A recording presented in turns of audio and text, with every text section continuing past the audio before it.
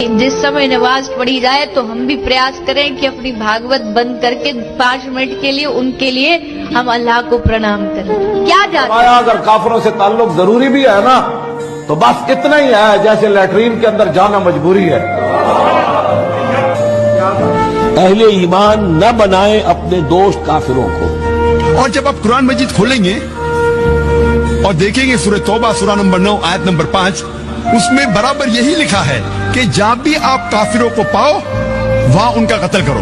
जो तुम दोस्त बनाते हो ना काफिरों को दोस्त मत बनाओ। और दूसरे ही पैराग्राफ में उसमें लिखा था सूरह तौबा सूरा नंबर 9 आयत नंबर 5, उसमें लिखा है कि जब एहराम के महीने गुजर जाए उनको पकड़ो और उनको मारो।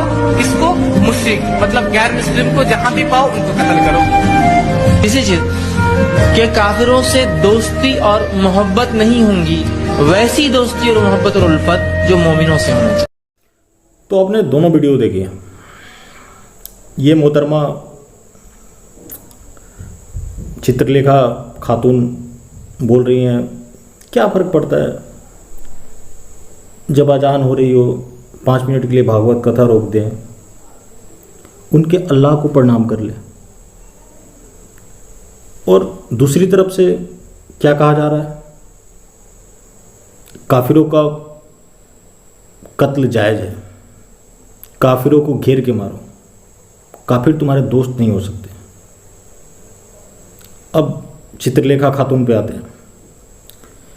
ये भगवान कृष्ण के उपासक होने का दावा करती है, ये कथावाचक है। वैसे तो हम इन्हें जिहादवाचक कहें तो ज़्यादा बेहतर होगा, लेकिन चलिए, ये उस भगवान कृष्ण की कथावाचक हैं जिन्होंने धर्म के लिए लड़ना सिखाया, सुदर्शन चक्र चलाया, लेकिन ये आत्मसमर्पण की बात कर रही है। अब इस आत्मसमर्पण के पीछे क्या वजह है, ये जांच का विषय है। हो सकता है कहीं से इनको फंडिंग मिल रही हो,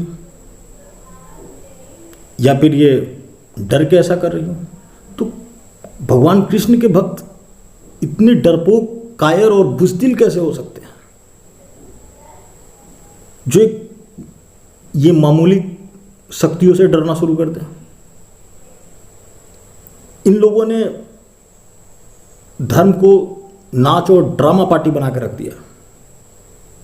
जो आज भागवत कथा के नाम पे ये लोग अश्लीलता परोस रहे हैं, नाच गाने कर रहे हैं, ये तो ऐसे फील करवाते हैं लोगों के बीच जैसे ये कोई इतने बड़े भगवान की भक्ति में लीन हो, जो इनके अलावा कोई भगवान के बारे में सोच भी नहीं सकता। इन लोगों ने व्यापार बना कर रख दिया है। और ये बाबा नहीं, कथावाचक नहीं, ये व्यापारी हैं, व्यापारी जो कथा के नाम पे वायरस बेच रहे हैं, लोगों के बीच में वायरस फैला रहे हैं।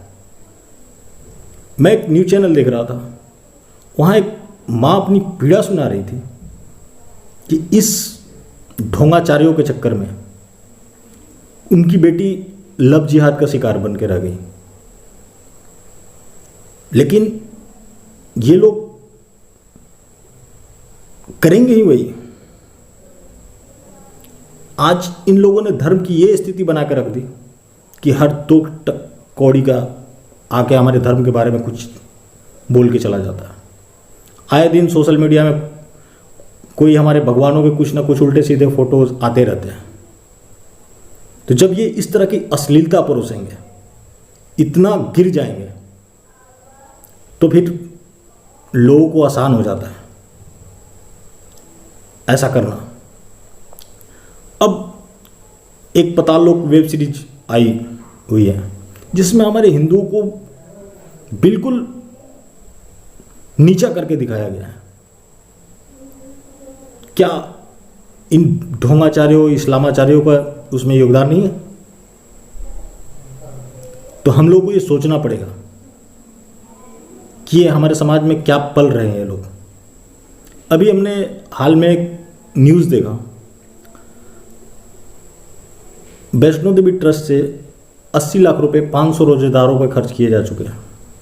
उनकी रोज़ा इफ्तारी के लिए, उसी कश्मीर से जिसमें मस्जिदों से तकरीरें हुई कि अगर तुम अपनी जान की हिफाजत चाहते हो तो अपनी औरतों और बेटियों को छोड़ जाओ, जिनकी हत्याएं हुई, बलात्कार हुआ, और उस धरती से ये चीज़ हो रहा है। क्या तो हम बड़े टॉलरेंट लोग हैं, बड़े उदार लोग हैं।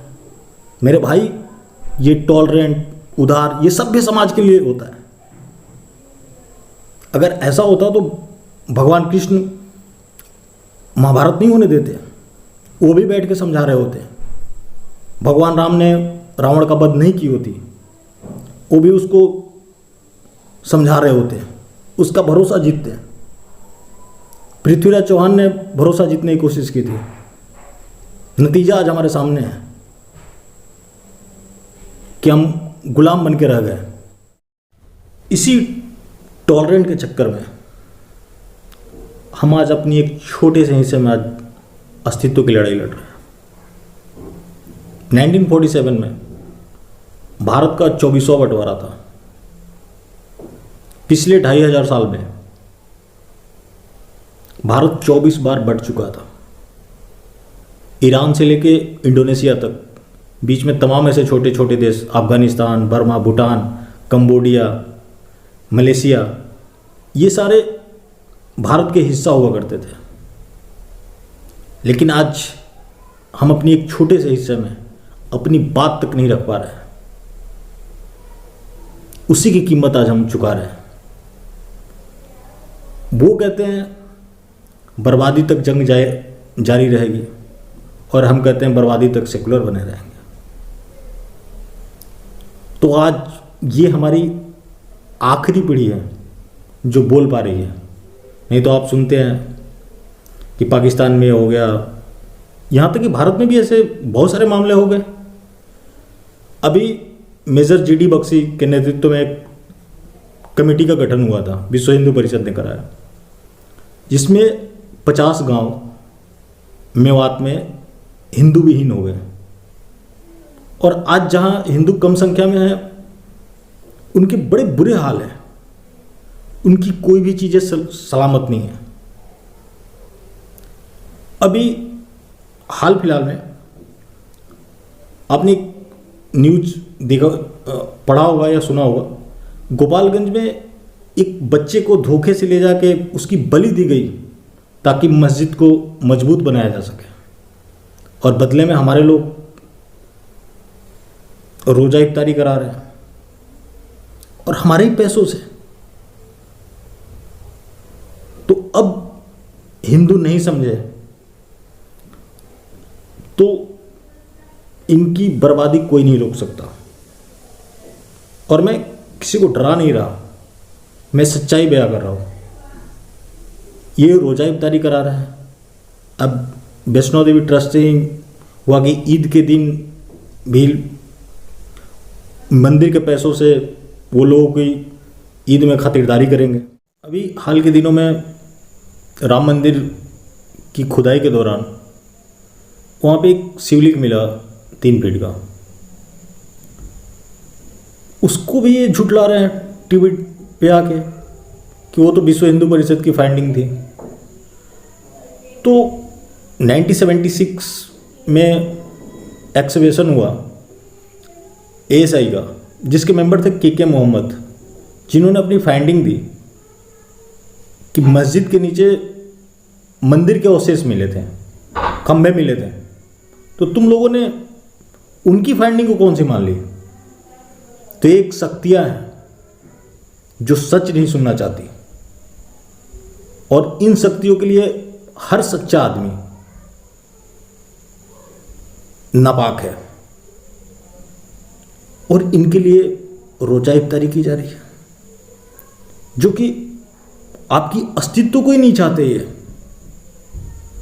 तो मेरे भाइयों, इनका भरोसा कभी भी नहीं जीत सकते, क्योंकि इनको आपसे प्रॉब्लम नहीं है, आपके होने से प्रॉब्लम है कि आप हिंदू क्यों हैं।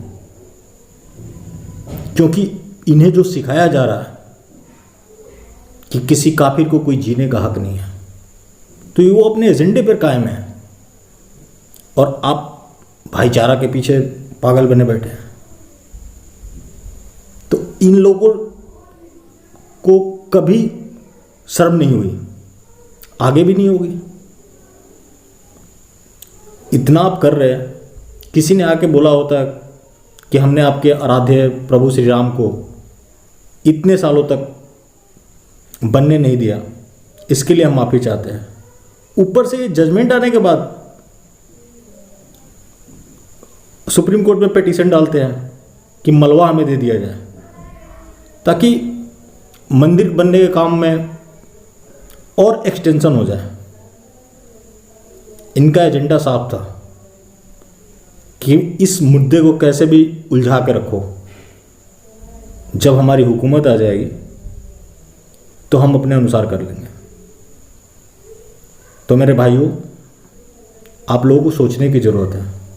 इन इस्लामाचारियों, ये सेकुलर हिंदुओं से दूरी बना के रखें और अपनी धर्म की तरफ लौटें। कम से कम घंटा तो धर्म के लिए दे ही दें। जब आप खुद मजबूत हो जाएंगे तो कोई भी ऐसी शक्तियां नहीं है जो आपको हिला सके। और भी बहुत सारे ऐसे एग्जाम्पल हैं जहाँ पे आप शक्तिशाली रहे हैं, वहाँ पे ये शक्तियाँ आपका कुछ नहीं बिगाड़ पाई हैं। तो आपको अपने आप को पहचानना है, अपने आप से जुड़ना है, अपनी धर्म से जुड़ना है।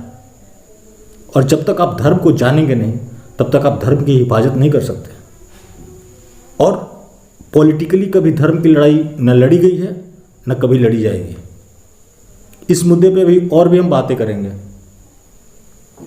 आप लोग जुड़े रहिए, क्योंकि ये ऐसा एक मुद्दा है जिस पे अगर 15-20 घंटे भी बात किया जाए तो कम है।